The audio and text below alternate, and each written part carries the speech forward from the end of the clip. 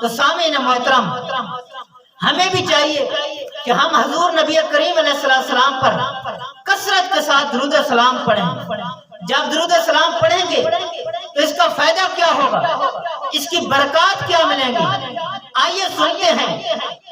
حضرت علامہ سخاوی رحمت اللہ علیہ نے حضرت عبداللہ بن عمر رضی اللہ تعالیٰ عنہ کی ایک روایت نقل کی کہ قیامت کا دن ہوگا، ہوش ربا منظر ہوگا، ہر طرف افراتفری پھیلی ہوگی۔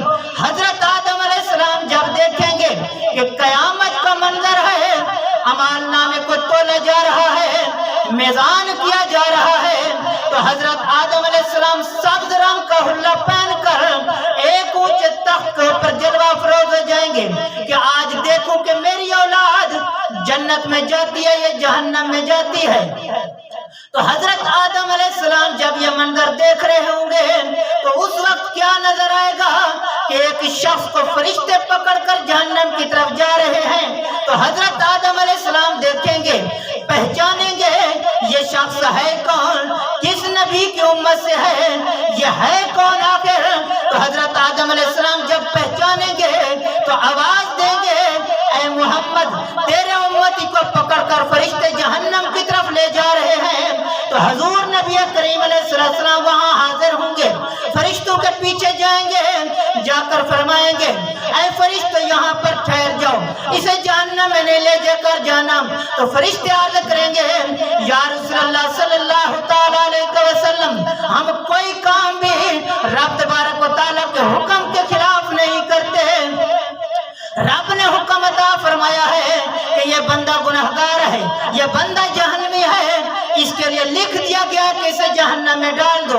تو حضرت آدم علیہ السلام جب یہ منظر دیکھ کر حضور علیہ السلام کو بلائیں گے، حضور علیہ السلام حاضر ہوں گے، فرشتے یہ بات سنائیں گے، تو حضور نبی کریم علیہ السلام رب تبارک و تعالیٰ کی بارگاہ میں عرض کریں گے، یا مالک کریم، یا رب ذوالجلال، آپ کا میرے ساتھ وعدہ تھا کہ تمہیں امت کے بارے میں رسوا نہیں کیا جائے گا، تو آج میرے امتی کو جہنم میں ڈالا جا رہا ہے، مجھے اس وجہ سے پریشانی ہے۔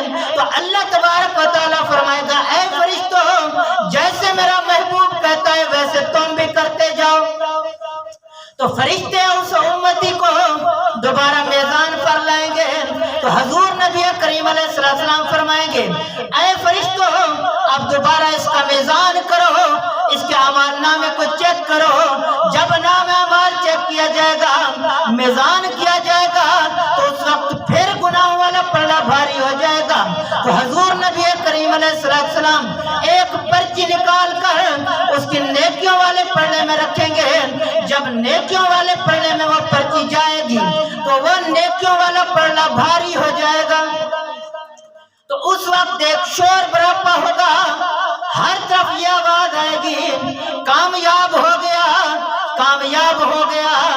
جب فرشتے اسے لے کر جنت کی طرف جا رہے ہوں گے تو اس وقت وہ پھر رک جائے گا، فرشتوں سے عرض کرے گا، تھوڑی سی مہلت دیجئے، دوبارہ واپس لے چلیے۔ فرشتے لے کر جب آئیں گے اور آ کر وہ کھڑے ہو جائیں گے، وہ شخص عرض کرے گا، اے نورانی چہرے والے، اے حسین و جمیل چہرے والے، اے خوبصورت آنکھوں والے، آپ ہیں کون؟ تو حضور نبی کریم علیہ السلام فرمائیں گے، اے شخص، اے کامیاب ہونے والا، جس نبی کا تو نے کلمہ پڑھا تھا وہی محمد عربی مصطفیٰ ہوں۔ تو وہ شخص عرض کرے گا، یا رسول اللہ، میرے نام اعمال میں جو پرچی رکھی گئی تھی وہ پرچی کیا تھی؟